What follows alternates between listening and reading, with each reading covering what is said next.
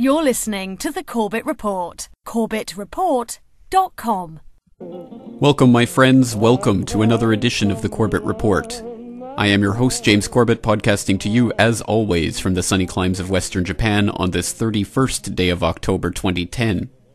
I'd like to welcome everyone back to the Corbett Report and invite you all, as always, to check into my website, CorbettReport.com, where you can find previous episodes of this podcast, as well as articles, interviews, and videos created by myself in the past, and links to those websites that I support and that support the Corbett Report. I'd also like to thank everyone who, in the past few weeks, has reported a concern on the iTunes store about the Corbett Report podcast, and let everyone know that after multiple emails to Apple, I finally managed to get some actual customer service, and they have now repaired the feed. So people who go to the iTunes store to sign up for the Corbett Report podcast feed can now get the up-to-date version of the podcast. And, of course, it's probably best to avoid this type of shenanigans in the future if everyone actually subscribes through the Corbett Report website directly. That is, go to CorbettReport.com, click on the subscribe tab on the left side, and there you'll find a link to all of the RSS feeds that the Corbett Report offers, including the episodes, the interviews, the articles, and the videos, so you can get them delivered directly to your podcatcher of choice when and as they are created. I'd also like to remind all the listeners that there is a special bonus midweek episode of the Corbett Report podcast, an audio documentary episode that is being released each Wednesday and has been being released each week for several weeks now. So you can go and download the latest edition of the midweek Documentaries That Matter series, episode 157 of the Corbett Report, Endgame Blueprint for Global Enslavement, right now from CorbettReport.com, and of course stay tuned later this week for episode 159, which will be another audio documentary. But as always, we have a lot of information to get through today, so without further ado, let's get to today's Sunday Update.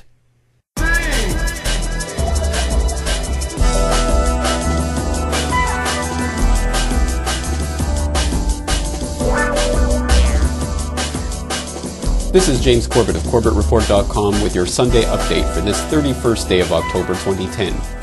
And now for the real news. TV funnymen Jon Stewart and Stephen Colbert appeared on the National Mall in Washington, D.C. yesterday to host the much-talked-about Rally to Restore Fear and/or Sanity. Calling for a moment of sincerity at the end of the event, Stewart delivered a stirring and well-received speech on the need for people of different ideologies to work together to achieve their shared goals. Another car is a Latino carpenter. Another car, a fundamentalist vacuum salesman. Atheist obstetrician. Mormon Jay-Z fan. But this is us. Every one of the cars that you see is filled with individuals of strong belief and principles they hold dear. Often principles and beliefs in direct opposition to their fellow travelers. And yet these millions of cars must somehow find a way to squeeze one by one into a mile-long, 30-foot-wide tunnel carved underneath a mighty river. Carved by people, by the way, who I'm sure had their differences. And they do it. Concession by concession.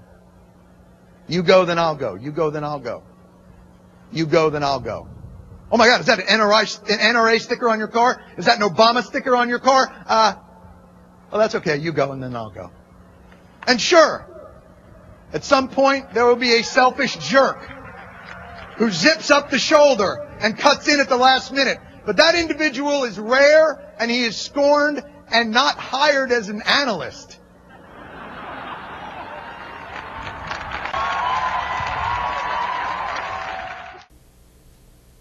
Oddly missing from this well-articulated speech was any mention of an incident 1 month ago where 9/11 truth activists at a Jon Stewart book signing in New York City were viciously accosted by writers for The Daily Show, or any indication that the show's executive producer, Rory Albanese, was arrested for assault by the New York Police Department for punching one of the activists in the face.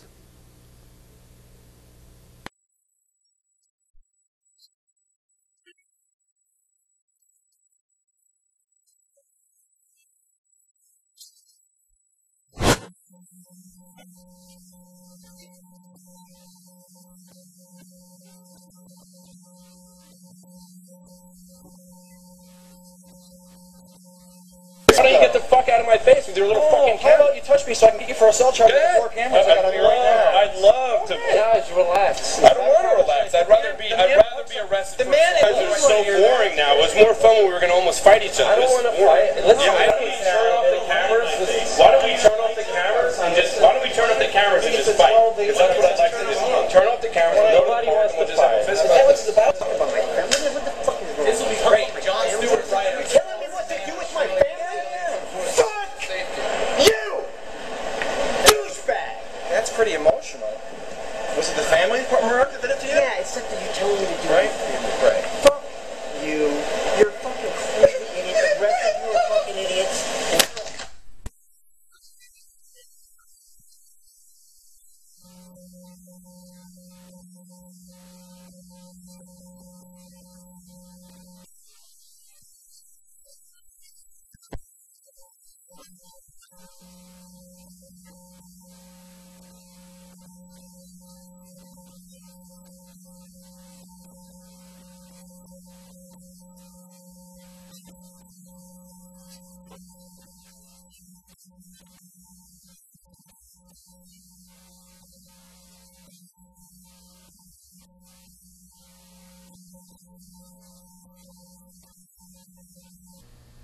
In pointed contrast to an incident in 2008 where We Are Change member Gary Tallis was falsely accused of assaulting a wheelchair-bound woman at an event attended by the Bushes, and then pursued on the charges in criminal court until found not guilty by a jury of his peers, no charges have been pressed on Albanese, and he will not have to face criminal prosecution for his vicious attack.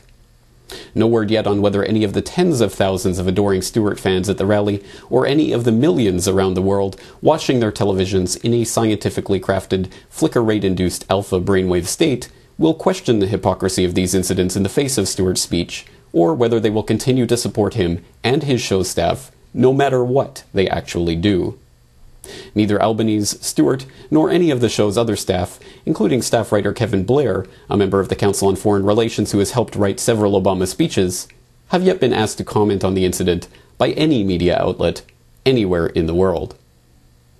Meanwhile, an activist from We Are Change, Pennsylvania, attended a Bill Clinton stump speech for midterm congressional candidate Paul Konjarsky.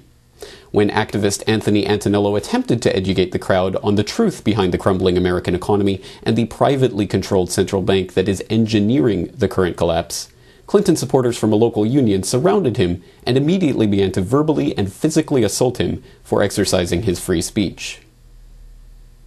All the new jobs are in that last 30%, and when we get out of the hole and start going into the future. What jobs? So how are we going to... I'll tell you what, I'll make you a deal. You let me speak, and then everybody wants to stay in here, you speak and do it. All right, I'll debate you right now.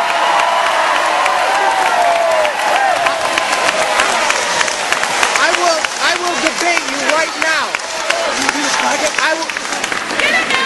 I'll debate. What's that? Don't make any trouble. Don't make no trouble here. I'm sorry, what was that? Putting a faggot. Okay. You have a right to be here. I have a right to be here. So do we. We keep our heads on straight. First Amendment. So do we. We're not going to do that. So what do we do? We need more jobs. Freedom of speech is for everybody, brother. Yeah, free speech is for everybody. You're looking for trouble. You're the President of the United States. While no local news affiliate found this brazen assault in the middle of a public event worthy of coverage, amazingly one reporter apparently did try to find out what had happened and what Antonello was actually talking about. I want to know, who are you with? I'm with Okay. It's a TV. Okay. You seen all that? County? Yeah, we saw it. All I was saying was end the Fed. End the Fed. That's not even partisan. What do you mean, end the Fed? And the Federal Reserve, okay? What people don't understand is what the Federal Reserve is, it's not even a federal entity, okay? It's Right. a private bank that prints our money. Somebody else told me about It's that. so simple when you understand this, that this is the problem that we have to fix our country, okay? It's a private bank that owns, they print the money out of thin air, give it to us, and they control the interest rates, okay? Okay. So once you understand the Federal Reserve System, you understand it's not a Democrat or Republican problem. It remains speculation at this point whether the same union members and Clinton supporters who called Antonello a faggot and kicked him repeatedly for attempting to speak at a public event, later went home and watched Jon Stewart's rally for sanity on C-SPAN. Finally this week, the politician commonly referred to as President Obama appeared on Jon Stewart's Daily Show earlier this week to face a torrent of softball questions and gentle, good-natured humor from the TV funnyman. During the interview, Obama made a verbal gaffe so immediately evident that Stewart had to step in and immediately make a joke out of it. Larry Summers did a heck of a job trying to figure out how to... You don't want to use that phrase, dude. Pun intended. The words harken back to a phrase that former President Bush infamously used to describe criminally incompetent ex-FEMA head Michael Brown's ability to make the Katrina disaster in New Orleans much worse than it should have been, refusing water and other aid to victims for days after the disaster hit, and confiscating guns with the National Guard from law-abiding citizens in high and dry areas of the city in direct violation of Posse Comitatus. Brownie, you're doing a heck of a job. The FEMA director's working 24 Obama's choice of words were unintentionally apt, however, since just as Michael Brown was directly responsible for much of the death and devastation in the wake of Katrina, White House economic advisor Larry Summers is directly responsible for the current mortgage crisis and the greater derivative crisis that is currently threatening to destroy the global economy in preparation for a new world financial order of a single worldwide currency controlled by the banksters for the pleasure of the ruling elite. You have 44 million Americans living below the poverty line of 21,400. You have unemployment that will not shake. And we don't even know who owns these homes that people were swindled into buying. And Lawrence Summers is the guy who did it back in the Clinton years. The guy, along with Robert Rubin. But the really key piece of legislation, the Commodity Futures Modernization Act. Lawrence Summers was the Secretary of Treasury. He pushed it through Titles 3 and 4, said no existing law or regulatory agency will be able to govern these collateralized debt obligations, these credit default swaps. That opened the floodgates to the scam. The reason I call my book The Great American Stick-Up, this is not one of the normal problems of capitalism. This is not global warming. It's not, exploitation of foreign workers. It's not the failure of our education system. This was a deliberate scam. In strong contrast to Obama, who believes that Summers and the numerous Wall Street-connected economic advisors in the White House are doing a heck of a job in running the world economy over the precipice, trends forecaster Gerald Celente appeared on the Corbett Report earlier this week to talk about what the unfolding mortgage crisis really means and where the economy is really heading. It's fraud closure, not foreclosure. And it's only, again, another element, and people should expect this from a banking system that rips off the people at every level. Let's look at the deal here. Let's be realistic. What do they borrow money? For almost nothing rates from the Fed, the big banks, and then charge these ridiculous rates to the people that are borrowing it? You're 2 seconds late on your credit card, and they slap you with a 30% interest rate. Who could get away with that? Only in a criminal society, that's who. So as we see this unfolding, we're going to see it take a very heavy toll on the already sinking real estate market. Look at the numbers, James. New home sales just came out. Oh, they brag that they went up in this year of what Vice President in propaganda Joseph Biden called, quote, the summer of recovery. Oh, yes, they went up, those home sales. They're only 22% below that terrible 2009 level. So this fraud closure is going to have an even more dramatic effect on the sinking real estate market. It's going to seize up a lot of properties that would have been sold, and of course you're going to see many more foreclosures, clogging the system and worsening a bad situation. Now please go to CorbettReport.com to download episode 158 of the Corbett Report podcast, Requiem for the Suicided, the DC Madam, where we discuss the case of Deborah Jean Palfrey, whose escort service client list threatened to shake the foundations of Washington. Welcome to episode 158 of the Corbett Report, Requiem for the Suicided, the DC Madam. It would be pretty difficult to tell from a first reading of Deborah Jean Palfrey's biographical details that she was destined to one day become the infamous DC Madam. She had a degree in criminal justice from Rollins College and even attended 1 year of law school at the Thomas Jefferson School of Law, after which she worked as a paralegal in San Diego, before becoming involved in the escort business. Unimpressed with the way the escort agencies were being run, and perhaps infused with that American entrepreneurial spirit, Deborah Jean Palfrey decided to start her own escort service, and by 1990, she herself had been arrested for pimping, pandering, and extortion. She was convicted in 1992 and spent 18 months in jail. The internet being that wonderful depository of all information that could possibly be conceived of, let alone asked for, that it is, you can now go online to The Smoking Gun and find the actual sentencing memorandum that Deborah Jean Palfrey filed in that case in the early 1990s in the San Diego Superior Court. And as always, I encourage and urge listeners to go to CorbettReport.com to find the documentation list for today's episode, where you can find all of the documentation backing up everything that is mentioned today. In that sentencing memorandum, you can find how Deborah Jean Palfrey promised the judge in the case that she would never start another escort agency, a promise that she was very shortly to break. Shortly after her release, she founded Pamela Martin and Associates, another escort service, this one servicing the Washington, D.C. area. Brian Ross, the investigative reporter for ABC News, who we've encountered several times before in this podcast as one of the mouthpieces of the American intelligence networks, and who you might want to go back to episode 18 of this podcast to find out more about, reports on the workings of that escort agency. Good evening, may I help you? This is the voice men heard. We have wonderful young ladies on staff. When they called the Washington Escort Service, run by the woman now known as the DC Madam. We charge a flat $275 for an hour and a half. Were you looking to perhaps book an appointment this evening? How may I help you? And then we would take it from there. Her name is Jean Palfrey, and over the course of 13 years, she says she fielded thousands of calls from some of Washington's most prominent men. Men who answered ads for what was known as Pamela Martin and Associates, offering sophisticated, college-educated, attractive women. I always defined it as the Ann Taylor look. I wanted to make sure that they had that certain look, that they could walk into the Hay Adams, for example, and not be questioned. It was as upscale as it could be, and the business thrived. The Four Seasons, the Mayflower. And your gals, as you call them, could walk in there and not be spotted by hotel security? Not at all. Not at all. These were not cheap women.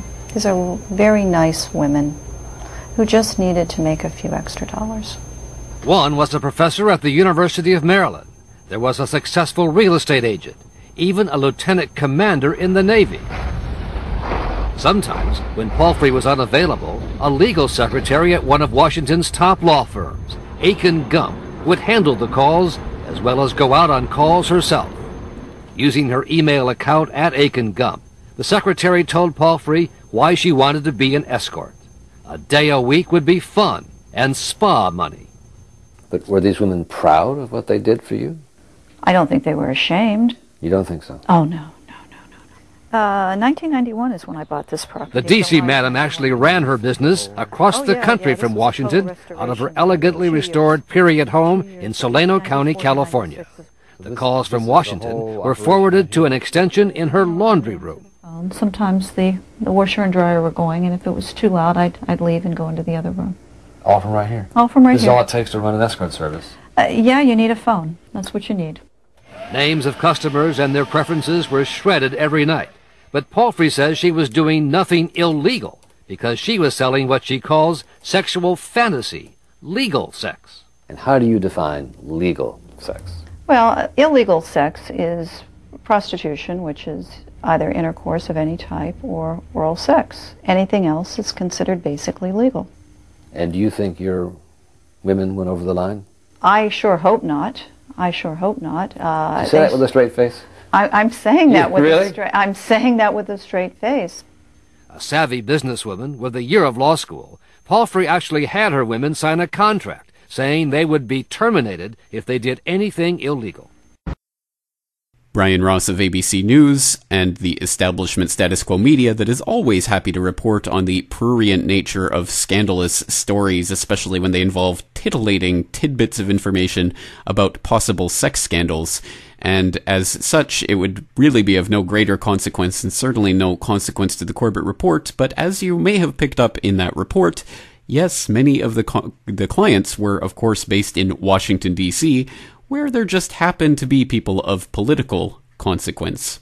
And that's where this story starts to pick up.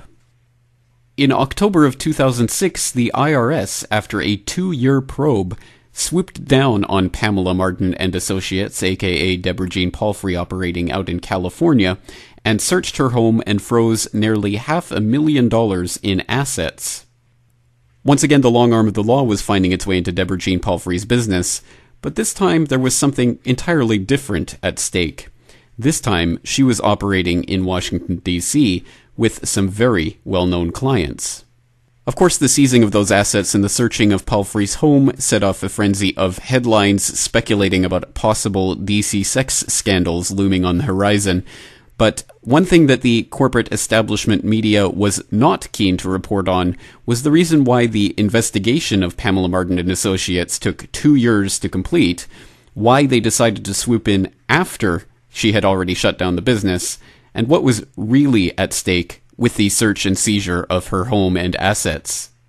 So, as usual, it was left to the alternative media to begin exploring those issues and trying to ferret out the real reasons behind her prosecution.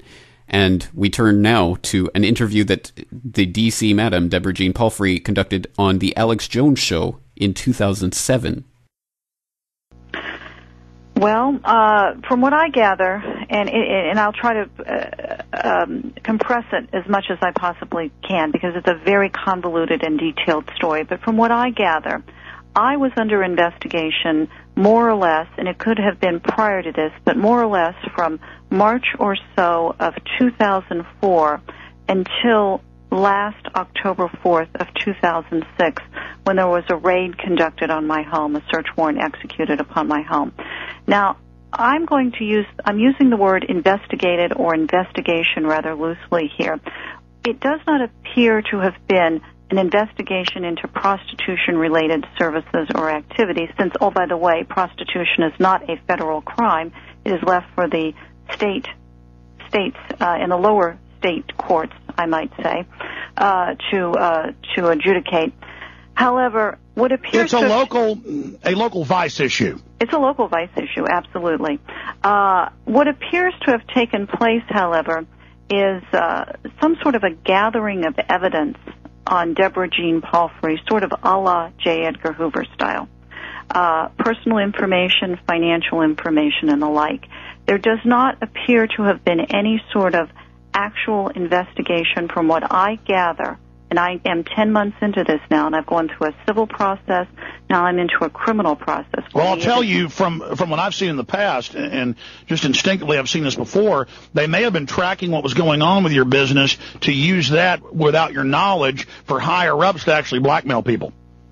That's kind of my thinking, or something as nefarious as that. Mm-hmm. Or something as nefarious as that. Absolutely. That's exactly what we believe has occurred. You don't see that in the media. Please continue. No, you sure don't, and you're very on point with that observation.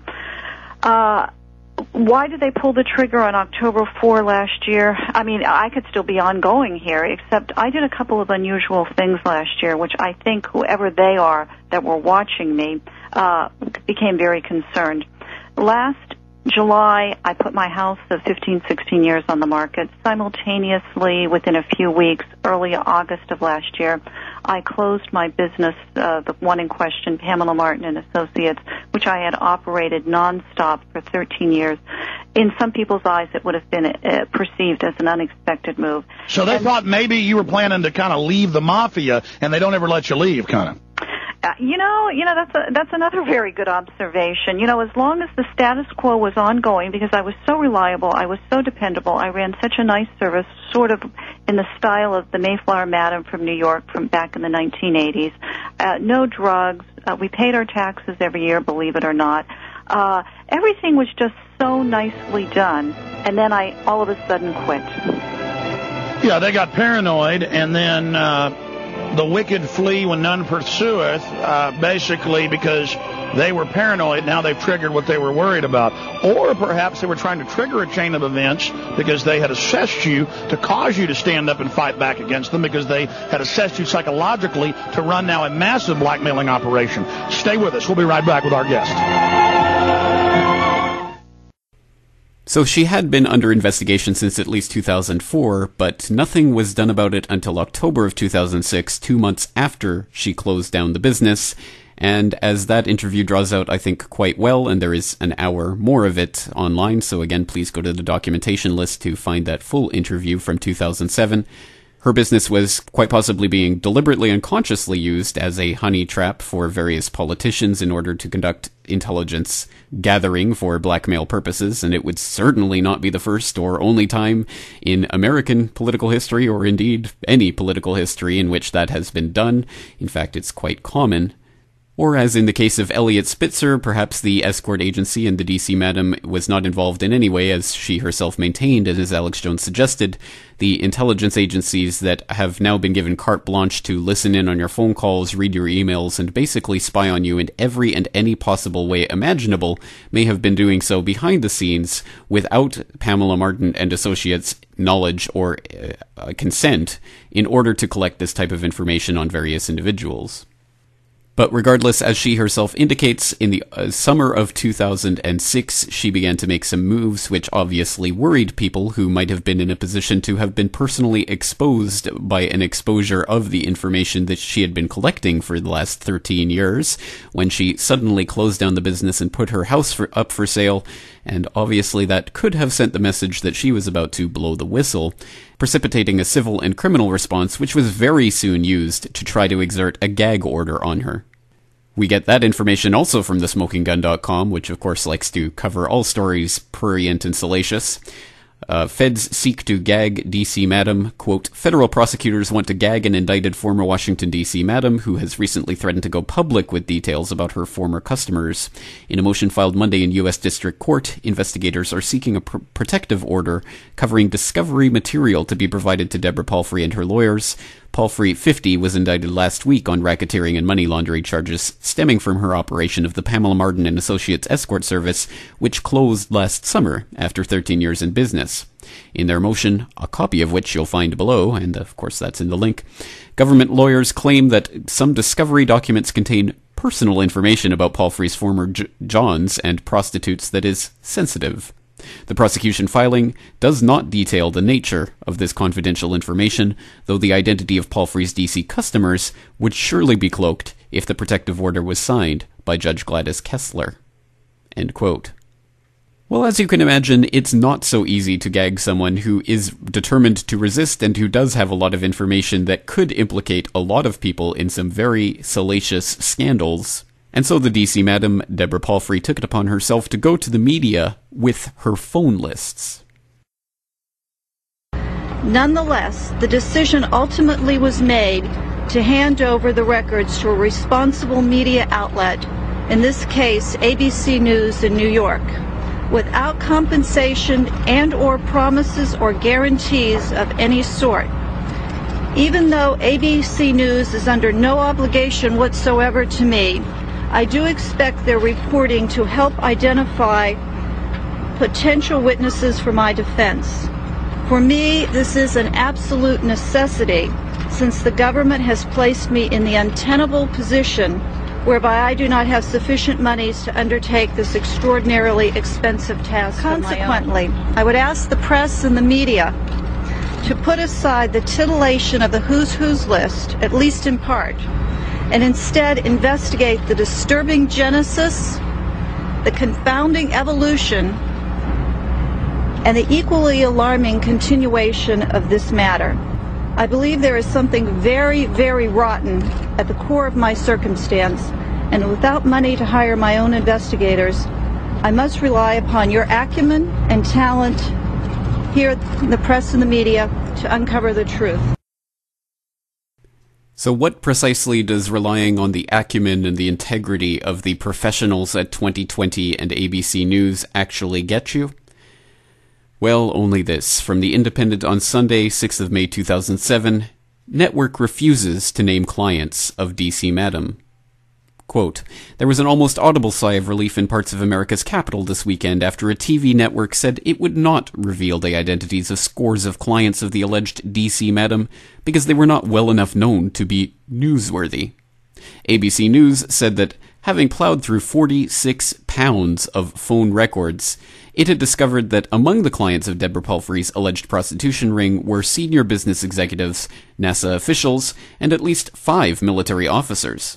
And among the women working for Miss Palfrey, who ran the network in Washington, D.C. from her home in California, were an instructor at the U.S. Naval Academy and a legal secretary at a prominent law firm. The secretary was suspended after telling her bosses she worked for Miss Palfrey for spa money.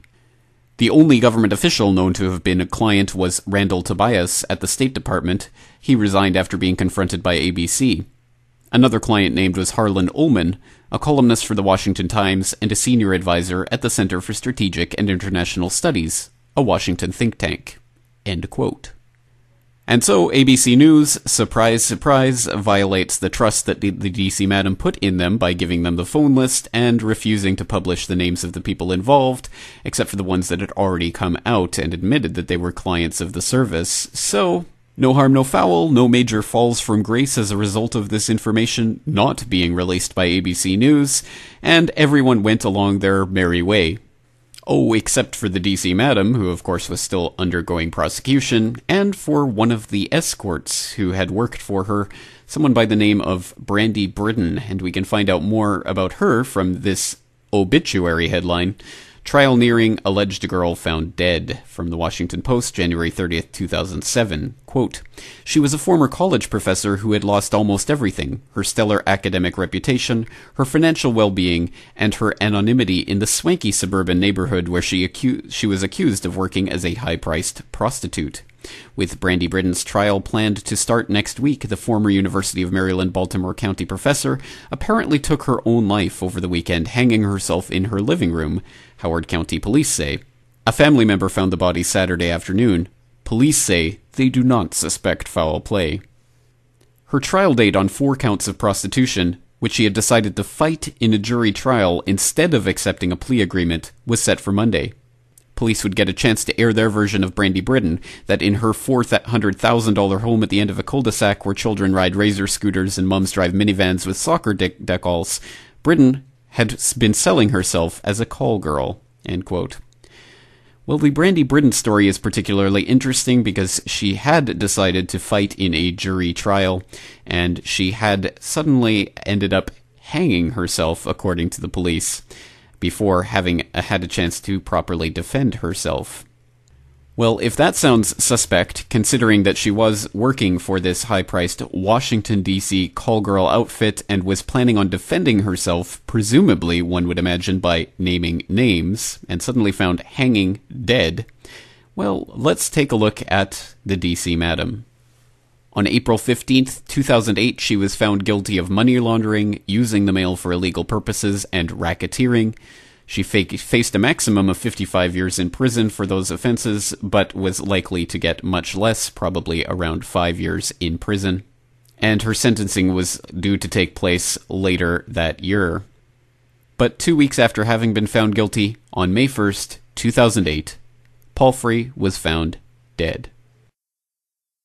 A woman believed to be the one convicted of running a high-end prostitution ring in Washington has been found dead in Florida, apparently from suicide. A body that police believe is Deborah Jean Palfrey was found in a shed near her mother's mobile home in Tarpon Springs, Florida, near Tampa. Police say there was a suicide note, but are not releasing what it said.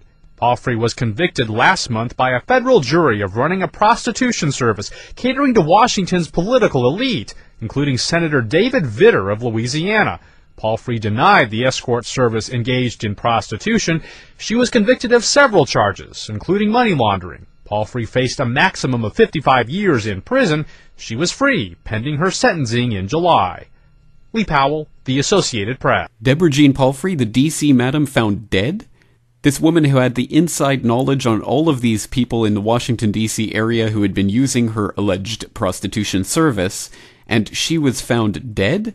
Well, certainly there would be a detailed and very thorough investigation into exactly what happened, and this sort of case would be very carefully followed in the media in a fair and objective manner, right? Well, yes, she was found on the 1st of May 2008, and on the 1st of May 2008, Time magazine published this fair and balanced look at the details of a death that had just happened hours ago. DC Madam, suicide before prison. Quote, Deborah Jean Palfrey, known as the DC Madam, once implied that suicide was cowardice, but in the end, she seems to have chosen that same path herself. She wasn't going to jail, she told me that very clearly. She told me she would commit suicide. Author Dan Moldia told Time soon after news broke of her body being found in Tarpon Springs, Florida, an apparent suicide. Palfrey's body, along with a handwritten suicide note, was discovered by police in a storage area attached to her mother's mobile home. Palfrey contacted Moldia last year to provide her help writing a book. She had done time once before for prostitution, Moldia recalls, and it damn near killed her. She said there was enormous stress, it made her sick, she couldn't take it, and she wasn't going to let that happen to her again. When a former employee of Palfrey's, Brandy Britton, hanged herself before going to trial, Palfrey had told the press, I guess I'm made of something that Brandy Britton wasn't made of, end quote. Very interesting. So within hours of her body being discovered, Time magazine was already running a piece about how her death was obviously a suicide because she had told, apparently in an unrecorded and unknown conversation which only Dan Moldia ever had access to, about her thoughts about committing suicide before going to prison, something that he never thought to share with anyone between the time that she was actually convicted and the time of her sentencing, until she was found dead, in which case he was very eager to tell Time as soon as possible about this supposedly remembered conversation. And if we go to that online source of journalistic acumen and integrity that could only be matched by the unparalleled journalistic integrity of an organization like ABC News, Wikipedia, we can find from the entry on Deborah Jean Palfrey that very quote from Moldia telling about the time that Palfrey apparently told him that she would commit suicide before going back to prison as the final word on the subject, and if Wikipedia deems it so, then it must be so, because certainly there could not be anything like, say, a recorded conversation from after that supposed 2007 conversation in which she unequivocally stated that she would not commit suicide, right? Yeah, well, look, I mean, she's already dropped the atomic bomb on him. She's already released the numbers. Yeah, I have, and not to be concerned, I have no intention of letting anyone buy me off or make any kind of a deal with me. And you're not planning to commit suicide. And I'm not planning to commit suicide either. The fact that you're so visible really protects you going on Larry King and other big shows, but you want to put it on record that you're not planning to commit suicide? No, I'm not planning to commit suicide. I'm planning to go into court on April 7th if indeed we do have the trial, and I plan on defending myself vigorously, and I plan on exposing the government in ways that, I do not think they want me to expose them. I want them to explain to me in open court why they came after me. Well, that would seem to be a pretty unequivocal statement, and it would seem to be prima facie evidence that one would at least have to take very serious consideration of the fact that she was murdered. And although large sections of the corporate establishment status quo media were happy to go along with that version of events in which Deborah Jean Palfrey suddenly decided to kill herself rather than face the years in prison, the story seemed so incredibly unlikely that even the establishment propaganda media, as exemplified by none other than Geraldo, were willing to take a look at the alternative viewpoint, and it was quite clear that many people were just not buying the suicide story. Joining me now from Austin, Texas, the well-known radio host himself, the conspiracy theorist and documentary filmmaker Alex Jones. Alex interviewed Deborah Palfrey in March of this year when she told him what you just heard, that she would never commit suicide. So Alex, welcome. What do you think? Do you believe this to be as the authorities say it is? Geraldo, first off, thanks for having me on. She was a very nice lady, very genteel. There's no doubt in my mind that she was murdered. Let me just go through some of the basic evidence. She told me repeatedly on my radio show, and those interviews are posted at Infowars.com in full, that she would never kill herself, that she wasn't planning to kill herself. I pressed her during breaks in front of the board ops. I said, listen, this is dangerous. You've got to say who these people were. Do you know? And she said, well, I'm not going to say. I just want this all to end. And I said, you've got to say who it was or you're not safe. She said, listen, I'll never kill myself. If they claim that, I was murdered. So we have a tape of her saying she wouldn't commit suicide. Now, NBC in Florida, where she had a condo, is reporting that one of her friends, who was the manager of the high-rise condos, and he's on tape saying 2 days before she was killed, before she died, she left to her mother's and said, look, I'm being followed. I think there's a contract out on me. I'm not going to kill myself. This is on tape. Then you look at Brandy Britton. She was facing 6 months in jail last year, shot her mouth off, Miss Palfrey said, the DC Madam said, and said, I'm going to talk about who my Johns are. This is hypocritical. She was a professor. You know, she had a psychology degree. She was saying, this is hypocritical. I'm going to tell who my Johns were, and then she hangs herself. Number one, Geraldo, you've covered a lot of criminology. You know, women don't normally hang themselves. First, one of her girls kills herself. Now she kills herself. They take pills. Exactly. And on top of it, in fact, 90% of women take pills. That's the way they do it. Now, men shoot themselves and hang themselves. Now, on top of it, her mother said she was happy, saying she was going to fight it. Alex, let me take a break. Stand by right there. I have Judge Pirro and Kim Guilfoyle also right back. Back live just a second before I continue our discussion on the death of Deborah Jean Palfrey, the so-called DC Madam, who the authorities say committed suicide, but some have doubts. Alex Jones, the popular radio host who interviewed Deborah Jean Palfrey, had been saying just before the commercial break that she, the DC Madam, was a happy person. Why don't you finish that thought, Alex, and I'll get on to our other guests. Well, Geraldo, it's just that she told her mother, she told the person that managed the condos where she lived, and she was friends with everybody, that she was going to go on and going to fight. Others that knew her said that she was going to write a book when she got out in about 6 to 7 months. Could have been as many as 70 months, but certainly not 50 years, as some were saying. And you have two women hanging themselves. I mean, this is ridiculous with these supposed, very wealthy, very powerful Johns. I think this is, quote, taking out the garbage, somebody trying to get rid of evidence. I hear you. I hear you. Of an election year problem. Okay, Alex Jones. Let's. Alex has a reputation sometimes of being, flamboyant in his opinions. Let's say.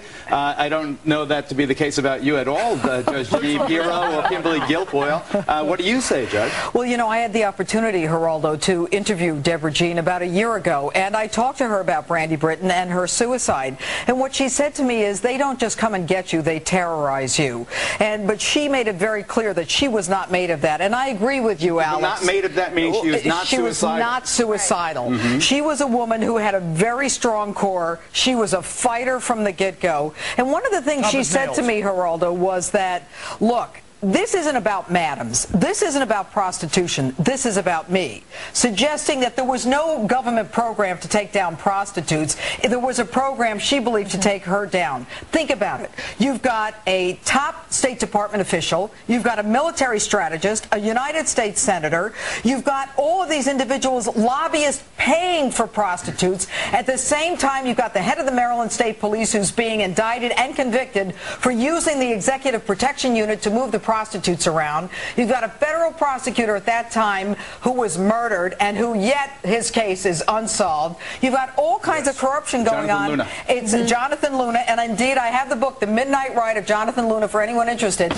Everything raises a doubt. Kimberly Guilfoyle, yes, host of the lineup. As a former prosecutor, right away when I heard that this was an apparent suicide, I couldn't believe it. I was doubtful from the get-go. If I was a prosecutor on this case, I would make sure and investigate it very thoroughly. I think it's far too coincidental that the two women involved in this would both hang themselves. Right there, I think it gives cause for suspicion. Why is the Justice Department sealing the names of the Johns when they could very easily be indicting them as they... Let me start.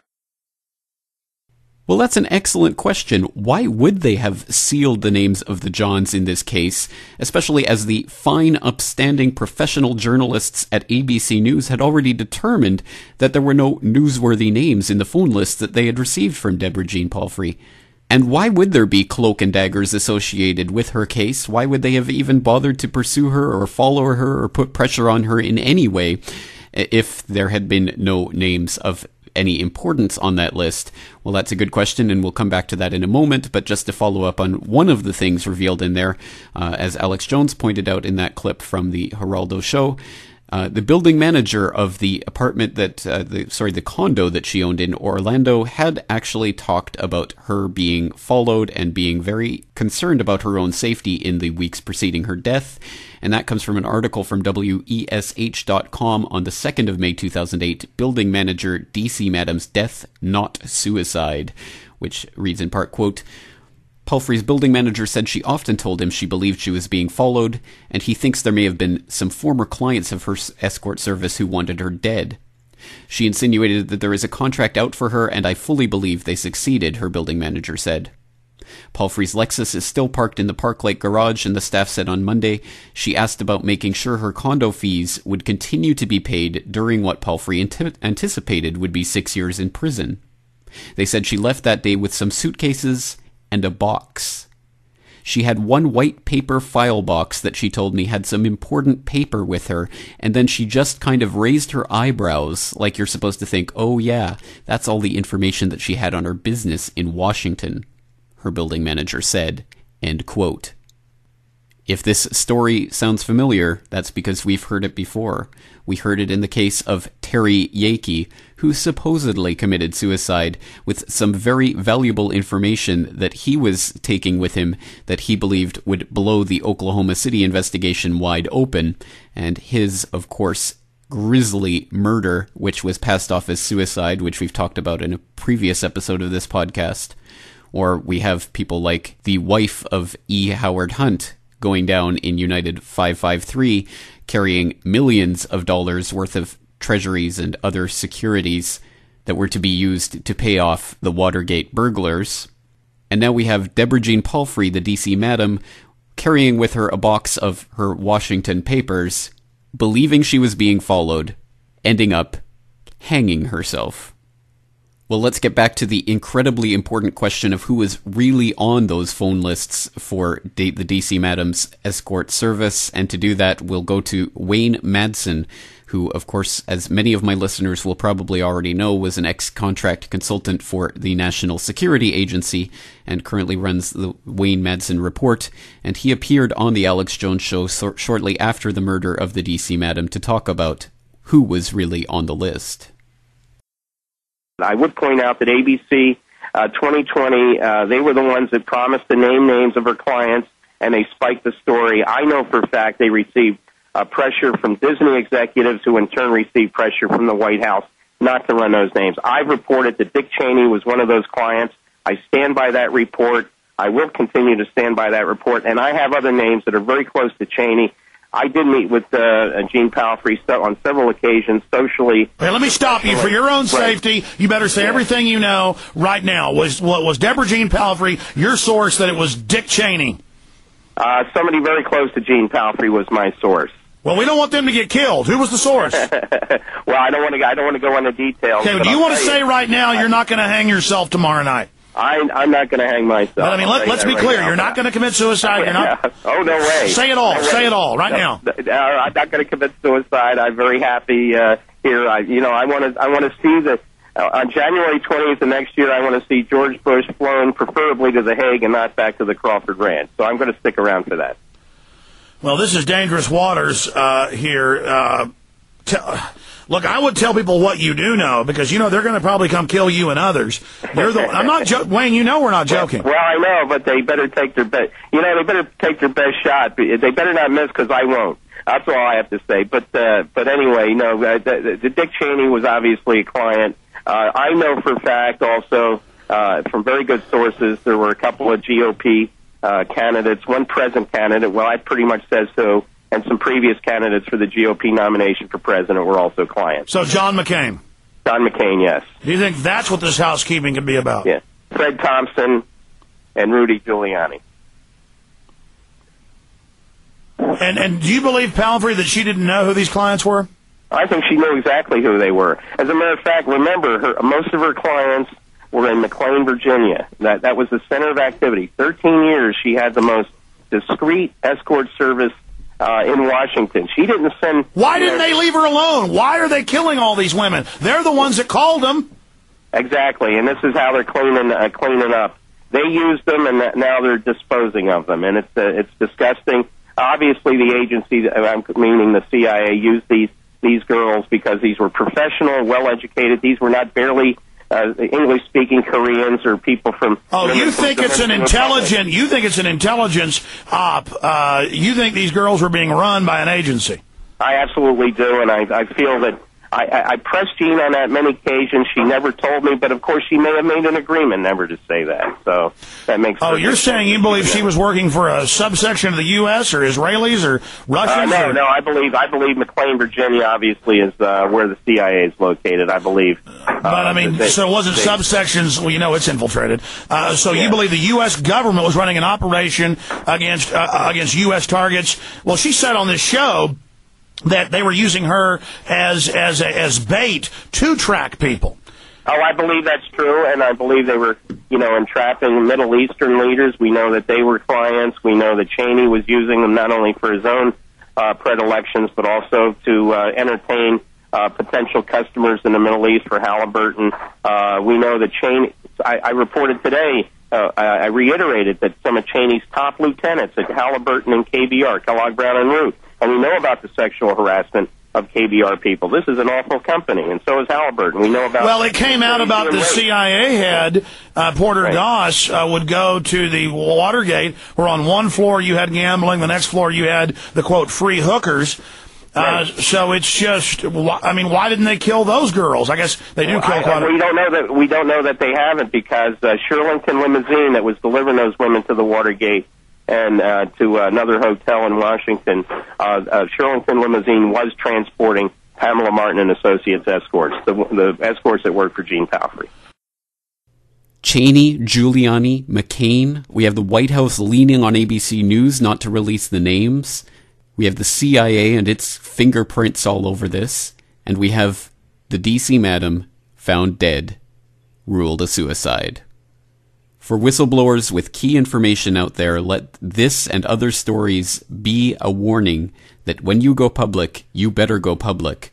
And when you go public, don't trust the establishment media to get the information out for you. This is not a game, and the stakes could not be higher, and many people pay with their lives. And now, it's up to us, the true alternative to the establishment media, to continue the investigation and to propagate this information. I leave you today with the words of the DC Madam, Deborah Jean Palfrey. That's it for today. I am your host, James Corbett, asking you to join me again next week for episode 160 of the Corbett Report, remembering Aaron Russo. Jean Palfrey says she's been humiliated too, but that she won't let the government bring her down without a fight. I just keep my head high. I guess I'm made of something that Brandy Britton wasn't made of. You know, I've got something in me. What that is, it can't be defined, but there's something in me that won't let him get away with it. And I'm not going to let these bastards get away with it.